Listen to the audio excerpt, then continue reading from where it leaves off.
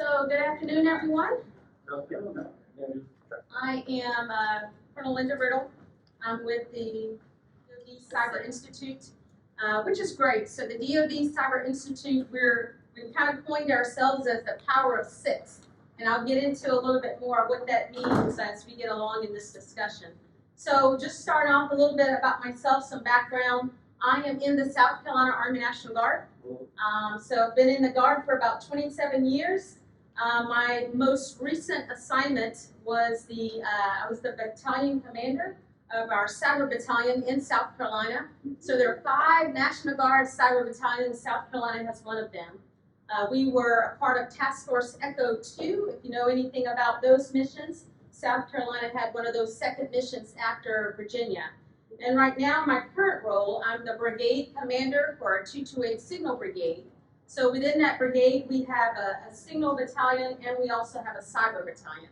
So in my role at the Citadel as the deputy director of our Dod Cyber Institute, I'll talk a little bit about the senior military colleges as a whole and kind of what we're doing there with the Dod Cyber Institute.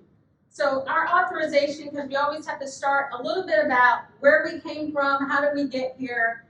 So the Dod Cyber Institute is fairly new. So under section 1640 of the John S. McCain NDAA 2019 authorized the Secretary of Defense to carry out a program. And that program was to establish cyber institutes at the institutions of higher learning to accelerate and focus the development of the foundational expertise and critical cyber operational skills for future military and civilian leaders of the armed forces of the Department of Defense. Now, I read all that to say the senior military colleges were considered, and that's kind of how we got started. So basically, just a little bit about the senior military colleges. There are 6. We are not the academies. People get that confused a lot, and I hear that a lot. So you guys are like the academies. We are a senior military college. So there are 6. There's Norwich, Virginia Tech, Citadel, UNG, University of North Georgia, VMI, which is the Virginia Military Institute, and Texas A&M. So our funding for this Cyber Institute really comes from our elected officials. That's how we fund this institute. So again, in October 2020, I came on board at the Citadel in November 2020.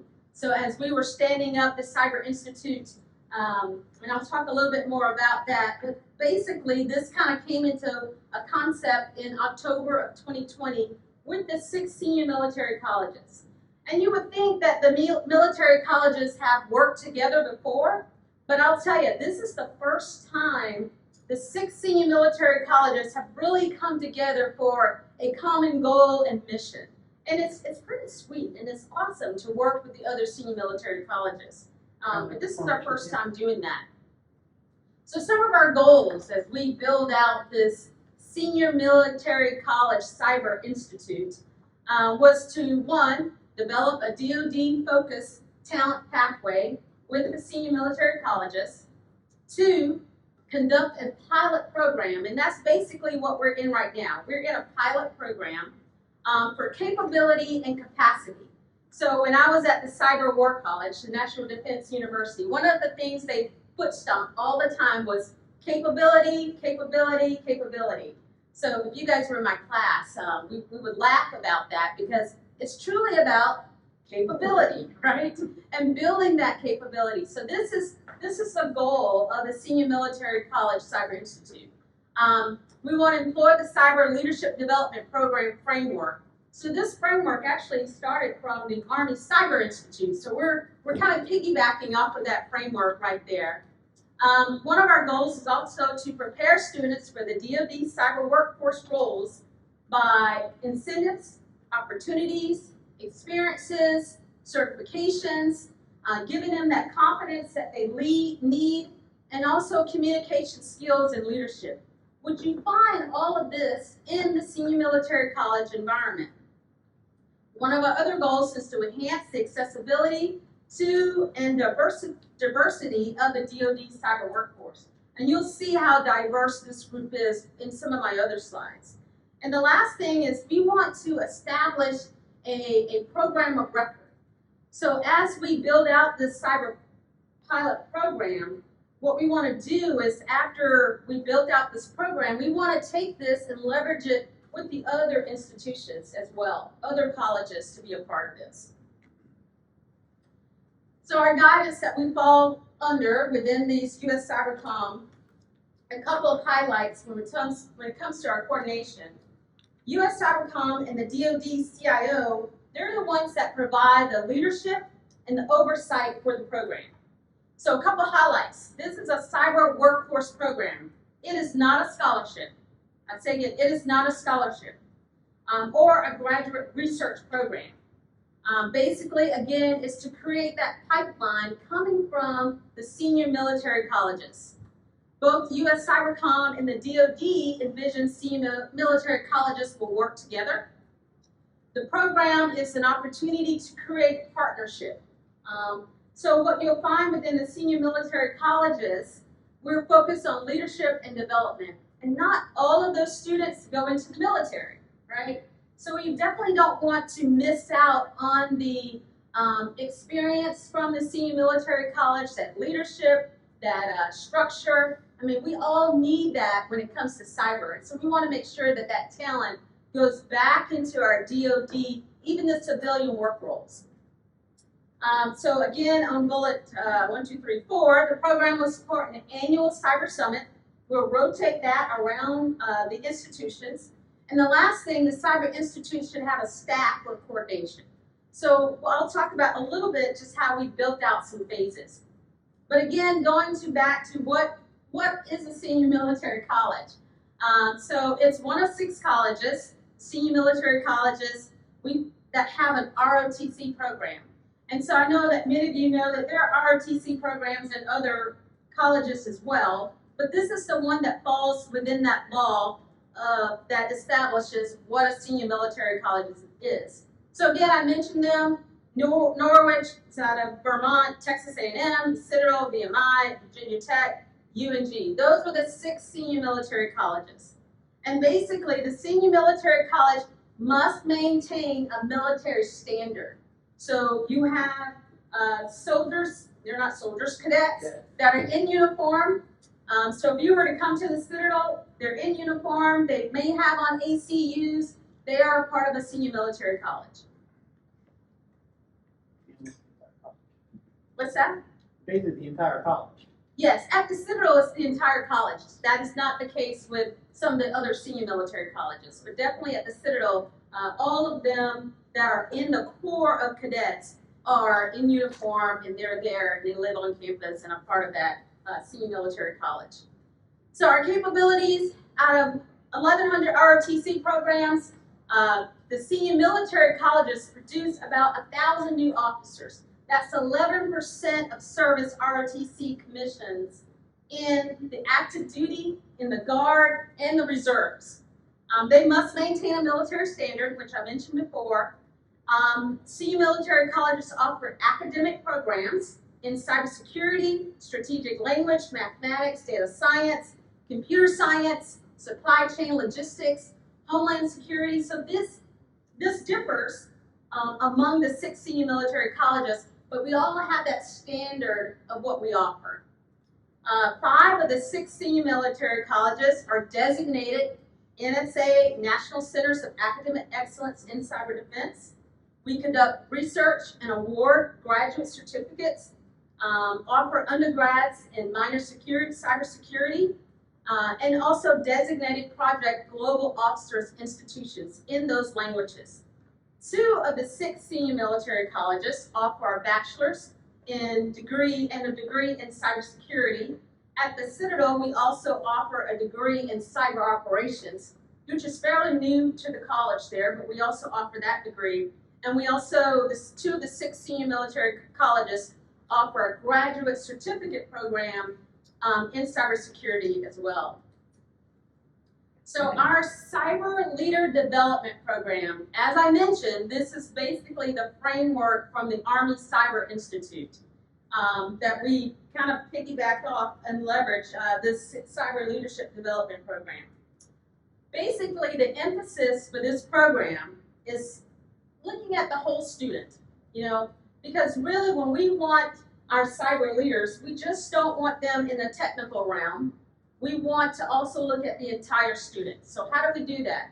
I already talked about the education piece. So if you look at that first development, that's all based on their education and what the schools offer. The second piece is internship. When a student goes through that educational process, we want to make sure that they have the hands-on experiential learning.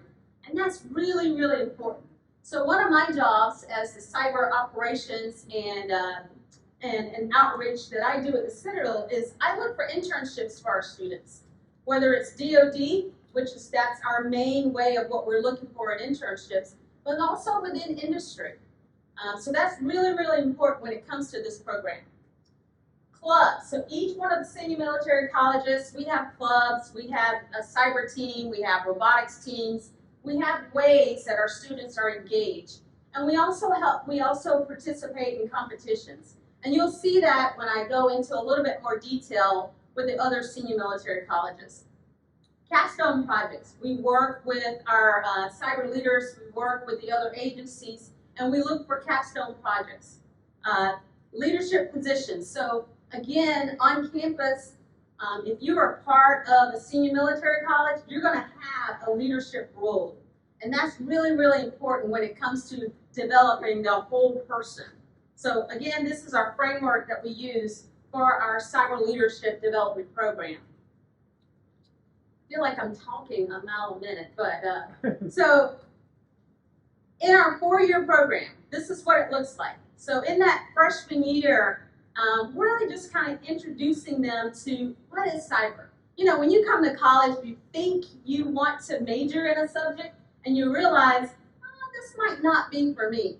But what we want to do during that time frame is get them involved in clubs. Because what we realize as students, if you're involved in those extracurricular activities, that's going to really stem your desire for being a part of that program. So their freshman year, they're getting those basic classes, but we also introduce them to being a part of a team, being a part of different competitions while they're in that program.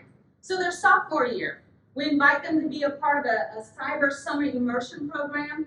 That's when we really try to coordinate with the other. So the 6 senior military colleges, we really work together to try to figure out, hey, what are you good in and what are we good in? And we really want those students to intermesh and intermingle with each other. And I'll talk about that as well. So our juniors and seniors, that's when we really look for those internships.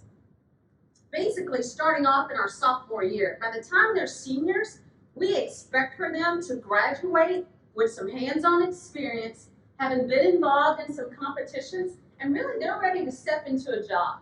Because also within this program, we pay for their certifications.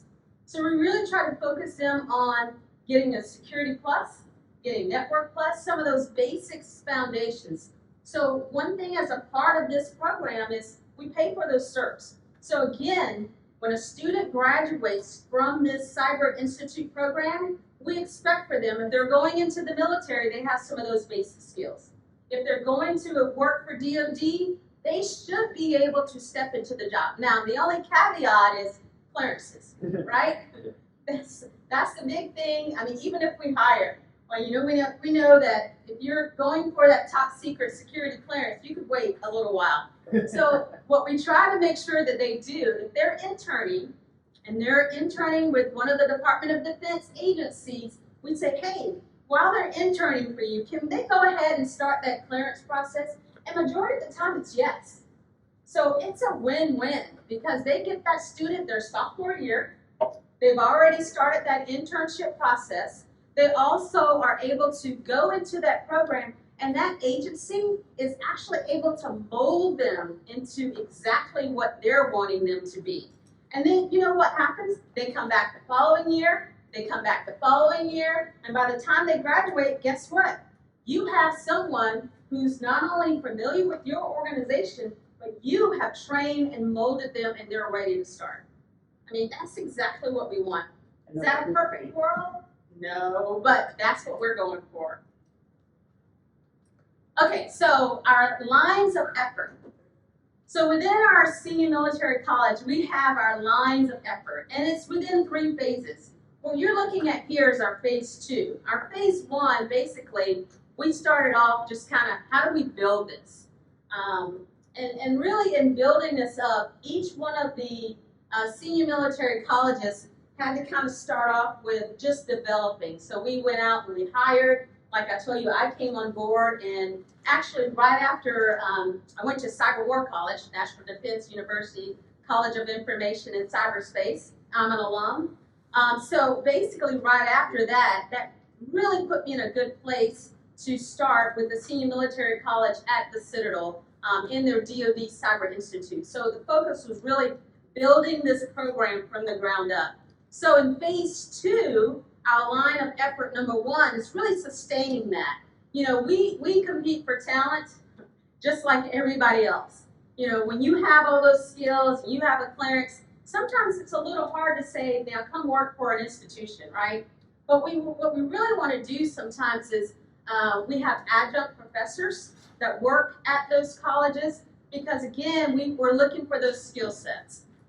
Line of effort 2, sustain governance. So in line of effort 2, we really have a governing senior steering group that we work with, and really that consists of the DoD, CIO, NSA, and US Cybercom. They sit within our steering committee and really just kind of align those efforts in what we're doing with our senior military colleges. So line of effort 3, we want to sustain that. I talked about making sure students have that experiential learning. So that means we're going out and we're looking for internships.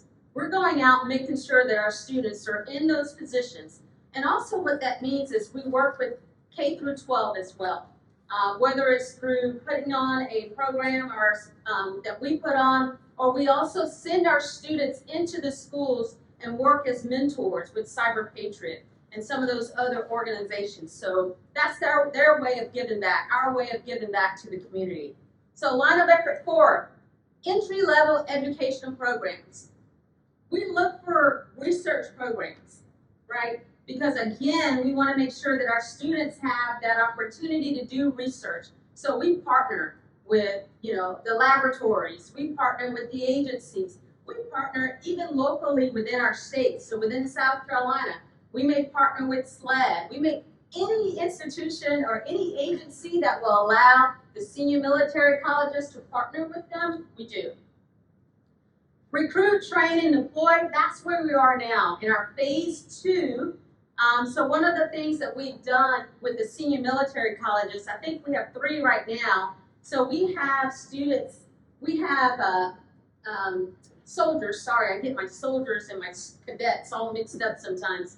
But within our line of effort number 5, so we have reserves and National Guard soldiers that are brought in on military orders that are sitting at the senior military college level to be a part of this DoD Cyber Institute.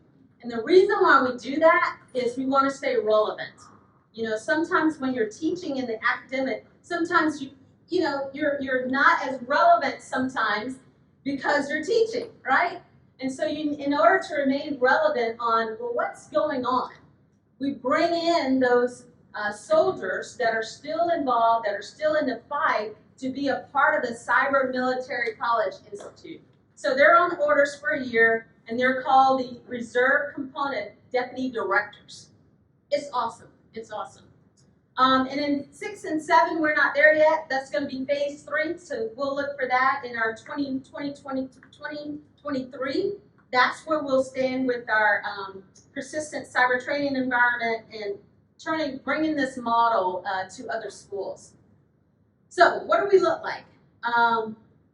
So our first cohort that we have across the senior military colleges, we have 175 students out of those 6 senior military colleges. So gender-wise, out of those 6 senior military colleges, 26% female, 73% male. Diversity, 23% minority, non-minority, 77%. Cadet versus civilian, like I mentioned otherwise, like I mentioned before, not everyone who's a part of the senior military college is going into the military. So we have a civilian cohort there. 43% are cadets, 77%, 57% are civilians. You know, when you think about that, and you think about the agencies, that's what you want. Somebody who has a military standard, somebody who has the discipline, somebody who has the technical skill set that you're looking for that can walk right into the agencies. So 57% are civilians. First generation, 14%, 86% are not first. But that's what our credentials look like, and that's what our cohort looks like for 2021-22. Joint initiatives, engagements. So we are involved in Hack the Port, NSA. We did a by name senior military college internship with NSA. We also had some students that were part of the 2022 WESIS conference. On most of our campuses, we have a WESIS chapter. So these are some of our joint efforts. In April, we did at Norwich University. We had a SURP conference that we did. So basically, this was the first joint senior military college cyber institute undergraduate research event. It was pretty awesome. We had 10 research papers, 3 posters, and 7 research presentations that we did. So we had speakers. You can see our lineup of speakers there. But it was a great opportunity for the students to really kind of showcase what they had been doing. And again, the key thing was that you bring all of those institutions together. Next thing that we're going to be doing in July, combining our joint efforts. So the Citadel is going to be putting on we call it a Cyber Summer Immersion Program. So the Citadel will be doing an intro to cybersecurity, penetration testing, reverse engineering, and cyber forensics. So what we'll do, we'll have about 24 students, and again, those students will come from all the senior military colleges. So, and then Norwich will put on a second phase, and they'll do deep fakes, IO, and information intelligence. Again, 24 students from the senior military college will join. I mean, again, it's a joint effort. Really pretty cool. So just really quickly before my time runs out, these are some examples of what we're doing at the colleges. So I mentioned Virginia Tech. When Virginia Tech stood up, they had 53 students that were part of their senior military cyber institute.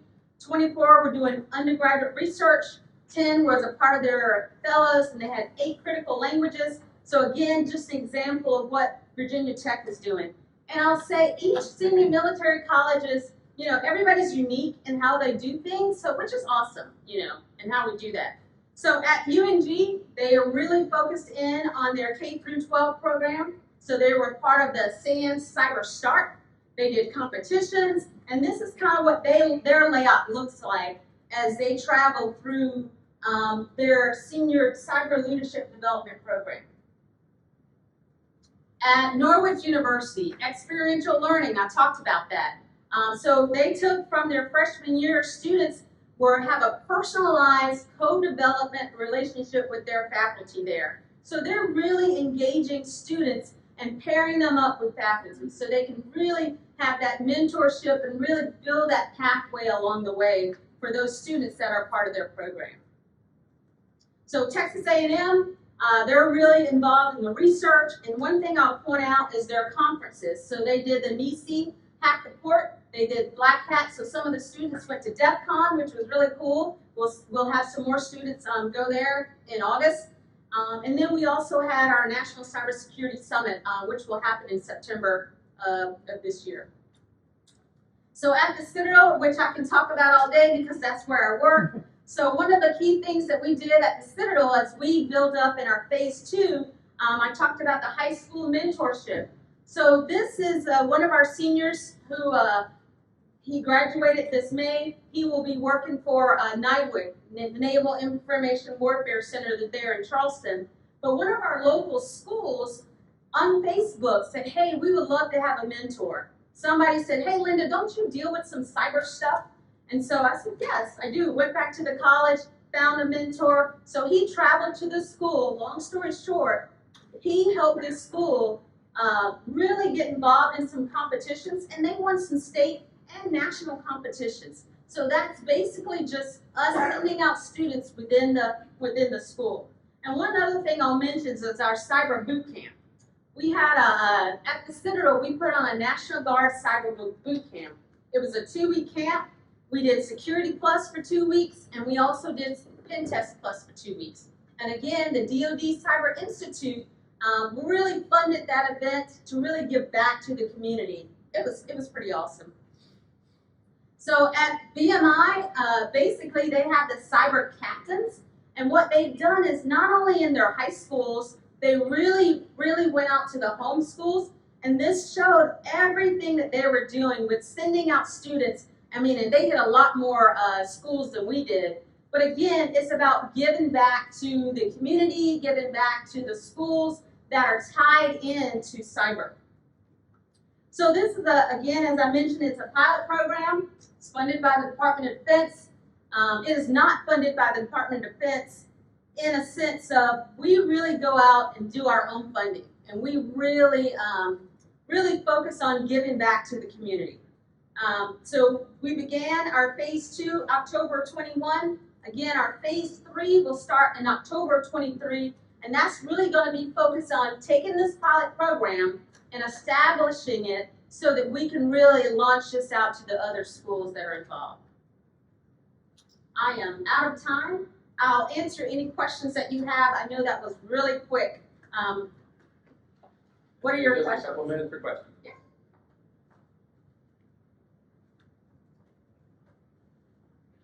No questions. Thank you so much. All right. Thank you. Well, thank you, Linda. Yes.